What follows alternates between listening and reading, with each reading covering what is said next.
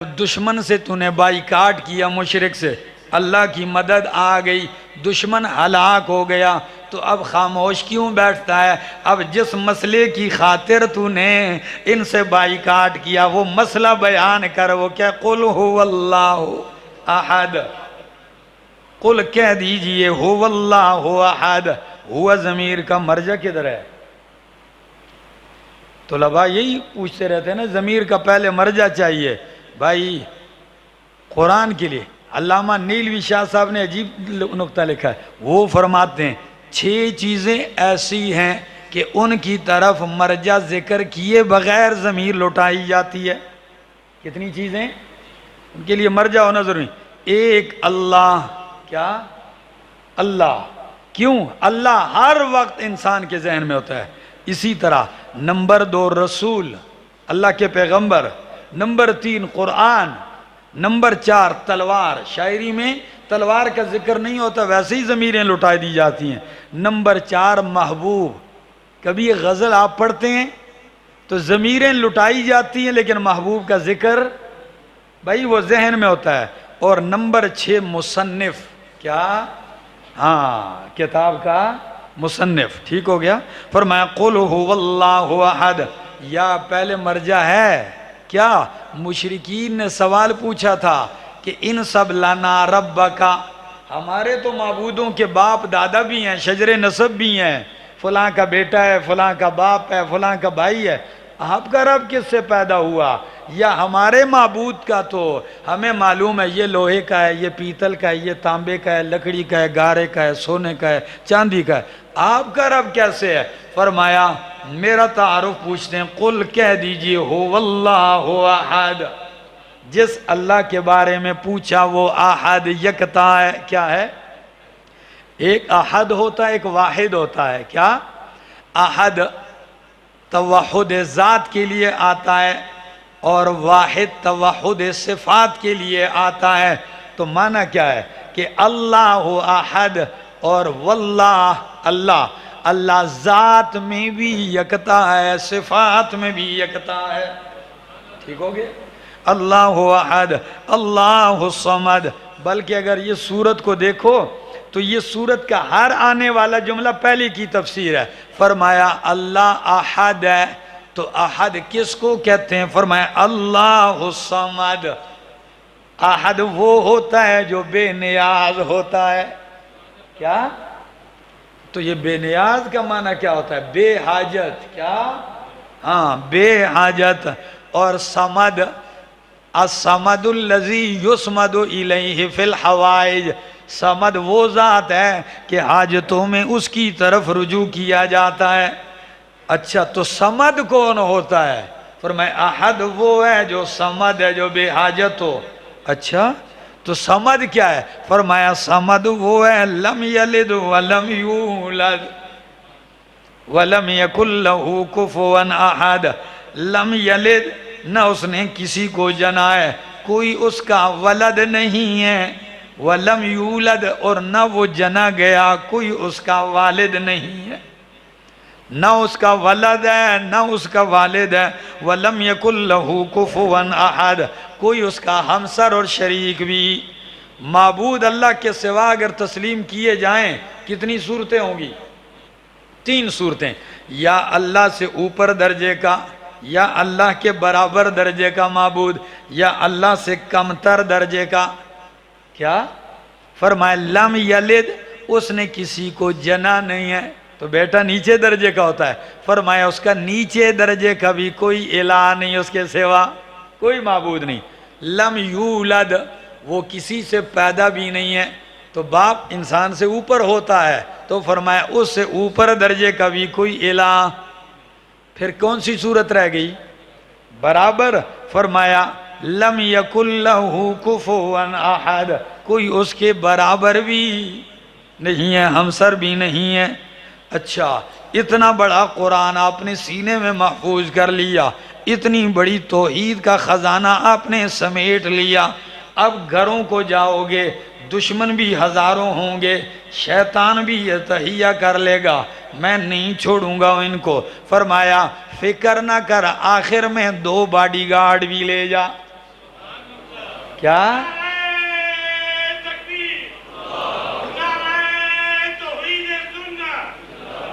تو فرمایا قل اعوذ برب الفلق، کہہ دیجئے میں پناہ میں آتا ہوں برب الفلق، صبح کے رب کی۔ فلق اکثر مفسرین نے صبح لیا ہے، چونکہ صبح بھی اندھیری چادر کو پھاڑ کے صبح نکالی جاتی ہے۔ فالق الاصباح، فالق الحب والنوا۔ اور بعض فرماتے ہیں کہ سنو، فلق مصدر ہے بمعنی مفلوق۔ کیا؟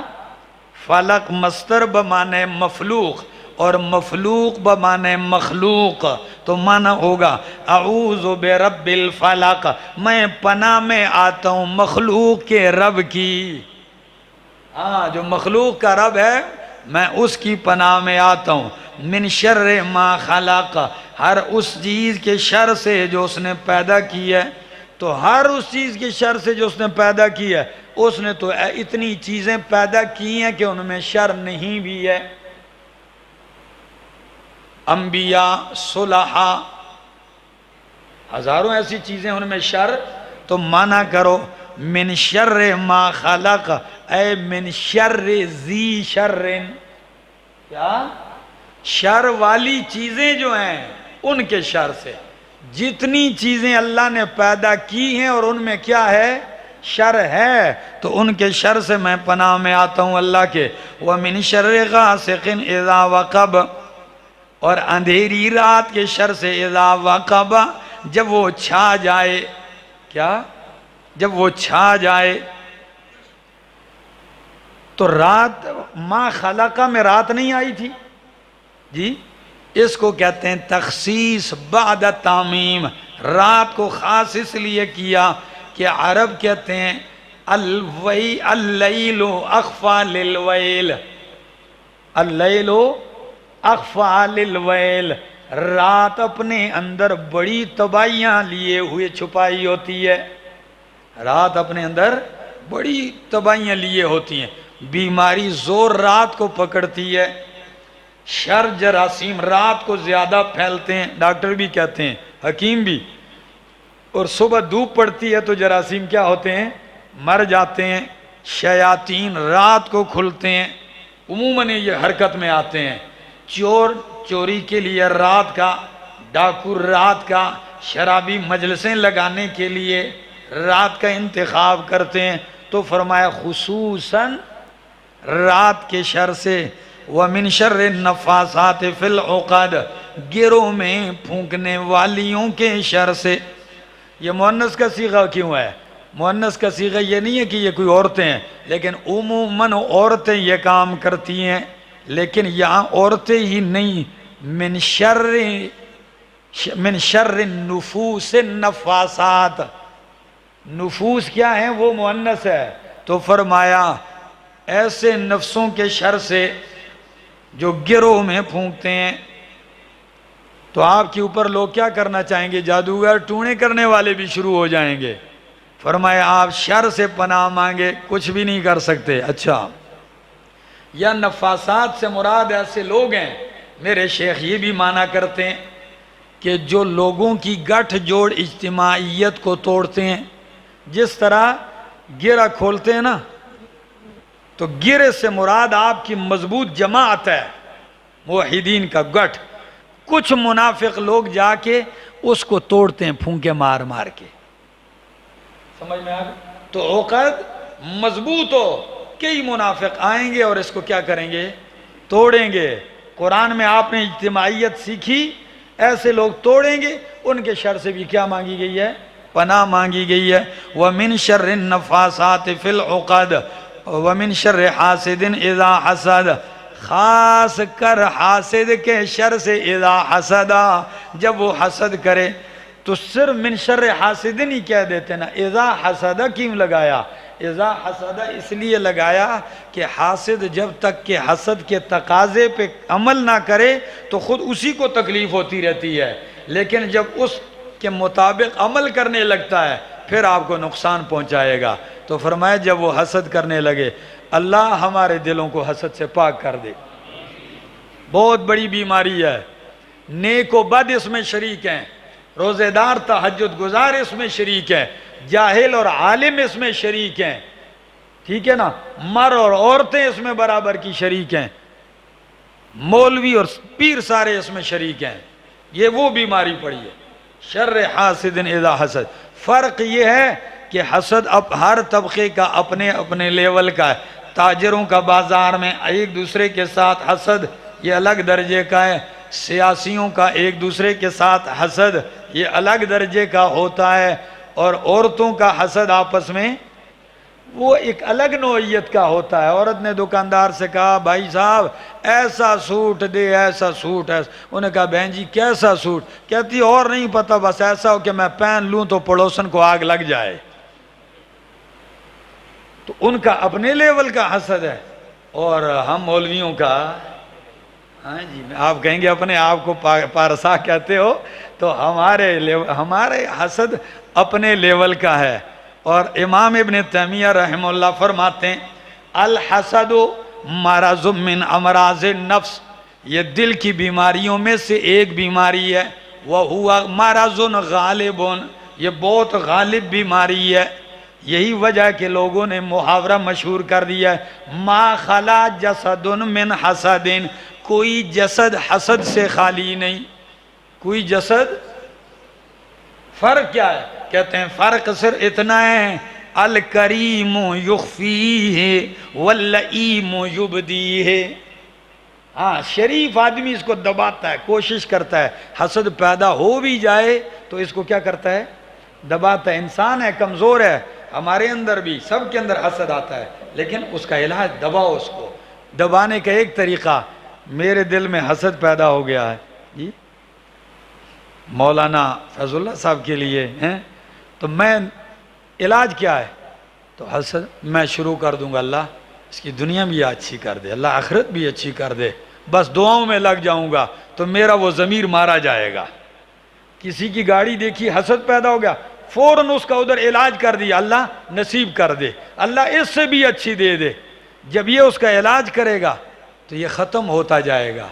اور اگر اسی کو پروان چڑھاتا جائے گا تو نہ دن کو نیند آئے گی اور نہ حاسد کو رات کو بھی نیند نہیں آتی. ہاں اور یہ آپ کو دوستو کہہ دوں، خاص کر میرے شاگرد جو طلباء کرام ہیں ان سے کہتا ہوں، اس چیز سے اپنے آپ کو بچانے کی کوشش کرو، اللہ تم سے کام لے گا. اگر اس چیز میں پڑے رہو گے اللہ کی قسم مرتے مر جاؤ گے. چاہو گے کہ میں آگے نکل جاؤں، جتنا آگے نکلنے کی کوشش کرو گے اتنا پیچھے آؤ گے. میرے سامنے اللہ کی کتاب میں نے وقت جربنا ذالک مرارا کر چکا ہوں، یہ تجربے دیکھ چکا ہوں. کیوں؟ کیا کسی نے خوب کہا الحسود لا یسود، الحسود لا یسود.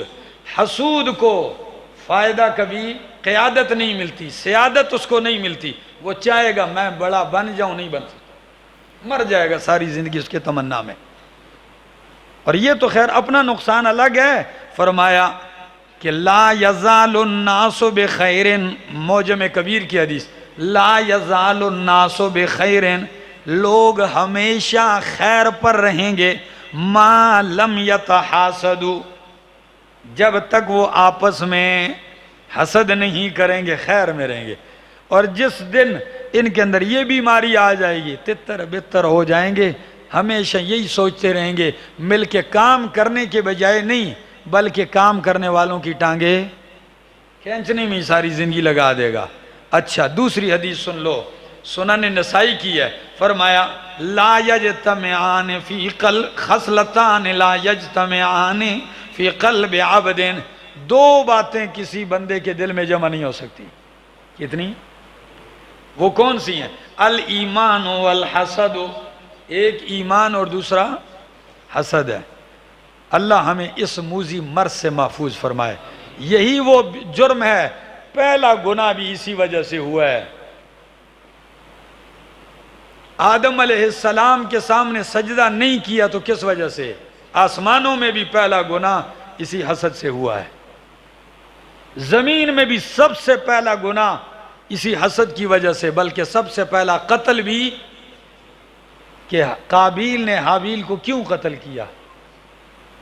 حسد پیدا ہو گیا، اس کی قربانی قبول ہو گئی ہے، میری کیوں قبول نہیں ہوئی؟ بھائی تو بھی اس قابل بن جا تو تیری بھی کیا ہو جائے؟ قبول ہو جائے۔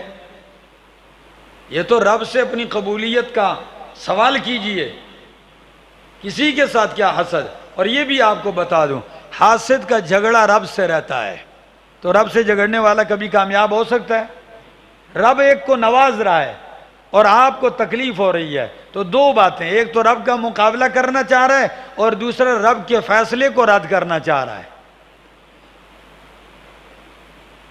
آگے قل اعوذ برب الناس ملک الناس الہ الناس من شر الوسواس الخناس۔ قل کہہ دیجئے اعوذ میں پناہ میں آتا ہوں برب الناس لوگوں کے رب کے، ملک الناس لوگوں کے مالک کی پناہ میں، الہ الناس لوگوں کے الہ کی پناہ میں، من شر الوسواس ہر وسوسہ ڈالنے والے کے شر سے، الوسواس بہت زیادہ وسوسے ڈالنے کی والے کے شر سے، الخناس جو چھپ جانے والا پیچھے ہٹتا ہے۔ کل پڑھا تھا کیا؟ فلا اقسم بالخنس الجوار الکنس، خنس پیچھے ہٹ جانے والے ستارے، تو فرمایا خناس جو پیچھے ہٹ جاتا ہے۔ تو یہ شیطان کی صفت ہے، وسوسہ ڈالتا رہتا ہے، جب بندہ اللہ کی یاد میں آتا ہے، ذکر قرآن یا معوذات پڑھتا ہے تو وہ پیچھے ہو جاتا ہے، پھر جیسے غافل ہوتا ہے انسان یہ پھر اپنا کام۔ تو اس کے شر سے بھی پناہ میں آ۔ الذی یوسوس فی صدور الناس وہ جو سینوں میں وسوسہ ڈالتا ہے لوگوں کے سینوں میں، من الجنت والناس خواہ وہ جنوں میں سے ہو خواہ وہ انسانوں میں سے ہو۔ کئی وسواس قسم کے انسان بھی ہوتے ہیں، شیطان بھی ہوتے ہیں، کئی انسانوں کا بھی یہی کام ہوتا ہے۔ 5 منٹ کے لیے بھی اگر آپ کی مجلس سے دوسری جگہ جوتا ہوتا ہے خس پس کر کے، تو آپ کے خلاف کسی کے سامنے کوئی نہ کوئی اس نے بس کٹا کھول دیا ہوتا ہے، یہ فطرت ہوتی ہے۔ تو ایسے لوگوں کے، اور میں اپنے طلباء سے کہتا ہوں بحمداللہ کہ میری زندگی کا یہ معمول ہے، میری زندگی کا یہ معمول ہے، صبح اور شام میں آیت الکرسی کے ساتھ یہ آخری 3 صورتیں 3 مرتبہ صبح و شام پڑھتا ہوں۔ یہ اپنا معمول بنا لو، صحیح حدیث ہے، صبح کرو گے شام تک محفوظ، شام کو کرو گے، ٹھیک ہے؟ تمہیں کسی گنڈے شنڈے لینے والے کے پیچھے جانے کی ضرورت ہے، تمہیں کسی پیر کے قدم چومنے کی ضرورت ہے، تمہیں کسی سے تعویذ لینے کی ضرورت نہیں پڑے گی، ٹھگوں کے پاس نہیں جاؤ، بس اپنا معمول بنا لو۔ قرآن کہتا ہے قل، اور آپ قل پہ تو کرتے نہیں، آپ لکھ کے لٹکاتے ہیں۔ وہ اللہ فرماتے ہیں میرا بندہ کیا کہو، اتنی بڑی زبان دی ہے اس کو ہلاؤ نا، وہ کوئی نہیں ہلاتا۔ قل اعوذ برب الناس 3 مرتبہ، الناس ملک الناس الہ الناس، یہ 3 مرتبہ ناس کے ساتھ صفت بھی الگ الگ لگائیے، پہلی کے ساتھ رب الناس، دوسری کے ساتھ ملک الناس، تیسری کے ساتھ کیوں؟ سنو، اس لیے کہ انسان بھی 3 حالتوں میں ہوتا ہے۔ فرمایا جب چھوٹا ہوتا ہے تو اس کو تربیت کی ضرورت ہوتی ہے، تو فرمایا رب الناس میں تیری تربیت کرتا ہوں۔ رب تربیت سے ہے، اور تربیت کہتے ہیں انشاء الشیء حالا فحالا الی حد الکمال، کہ جو حال سیڑھی بسیڑھی سٹیپ بائی سٹیپ آپ کی ضرورتیں پوری کر کے کمال تک پہنچاتا ہے۔ اچھا پھر جب جوان ہوتا ہے پھر کہتا ہے نہیں جی میرے سینے پہ زور آ گیا، ہاں پھر سینہ تان کے چلتا ہے، تو ادھر تنبیہ کر دی ملک الناس، اتنا بڑا نہ ہو، کوئی مالک ہے جو تیرے اوپر کنٹرول کر رہا ہے، ہاں اس کی طاقت سے باہر نہیں جا سکتا۔ پھر ایک دور آتا ہے انسان کمزور بوڑھا ہو جاتا ہے، کیا؟ بالکل کمزور ہو جاتا ہے، جوان ہو جاتی ہے اولاد، تو اولاد ہوتے ہوئے بھی بندہ پریشان، خدمتگار ہوتے ہوئے بھی بندہ کیا ہوتا ہے؟ کئیوں کے خدمتگار نہیں بھی ہوتے، لیکن کئیوں کے ہوتے بھی ہیں، لیکن بڑھاپا چیز ہی ایسی ہے کہ بندہ بالکل قابل رحم اور عاجز ہو جاتا ہے۔ تو ادھر فرمایا فکر نہ کر الہ الناس، ساری دنیا چھوڑ جائے، طاقت چھوڑ گئی، جوانی چھوڑ گئی، صحت تجھے چھوڑ گئی ہے، لیکن میں تجھے اب بھی نہیں چھوڑوں گا۔ الہ الناس، حاجت تیری اب بھی میں پوری کروں گا۔ تو بوڑھا ہو کے بھی اپنے الہ کو نہ پہچانے تو پھر کیا ہے جی؟ بوڑھا ہو کے بھی وہ اللہ کو نہ پہچان سکے۔ فرمایا من شر الوسواس الخناس الذی یوسوس فی صدور الناس من الجنۃ والناس۔ قرآن ختم ہو رہا ہے، سورۃ فاتحہ کے ساتھ جوڑ رہا ہے۔ سورہ فاتحہ میں فرمایا رب العالمین، کیا فرمایا؟ ادھر فرمایا اعوذ برب الناس، عالمین، ادھر عالمین ذکر کیا، ادھر عالمین کا ایک مصداق الناس ذکر کر دیا۔ سورہ فاتحہ میں فرمایا مالک یوم الدین، ادھر فرمایا مالک الناس۔ سمجھ میں آ رہی ہے میری بات؟ ہاں، قرآن کا اول اور آخر کیا ہو رہا ہے؟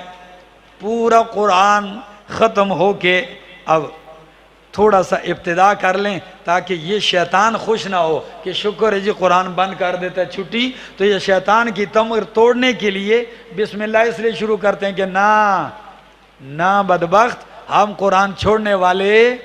ادھر مکمل کیا، ادھر پھر بسم اللہ الرحمن الرحیم، الحمدللہ، تمام صفات کارسازی للہ، اللہ کے لیے ہیں، تمام صفات الوہیت للہ، اللہ ہی کے لیے ہیں، یا اللہ کی مناسب تعریفیں اللہ ہی کے لیے ہیں۔ رب العالمین، جو رب ہے تمام جہانوں کا، الرحمن، بڑا مہربان ہے، الرحیم، نہایت رحم والا ہے، مالکی یوم الدین، مالک ہے روز جزا کا، ایاک نعبد و ایاک نستعین، اوپر کے دلائل کا ثمرہ کہ جب صفات کارسازی اس کے لیے، عالمین کا رب وہ ہے، رحمان وہ ہے، رحیم وہ ہے، مالک یوم الدین وہ ہے، تو ایاک نعبد و ایاک نستعین، اللہ تیری ہی عبادت کرتے ہیں، تجھ ہی سے مدد چاہتے ہیں،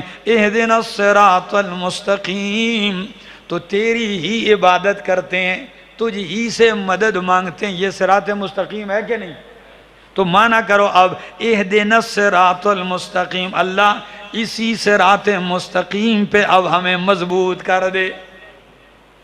یہ الصراط کے اوپر الف لام عہدی ہے، اس سے مراد ایاک نعبد و ایاک نستعین والا راستہ ہے، اسی پہ ہمیں جما دے۔ اور یہ کن کا راستہ ہے؟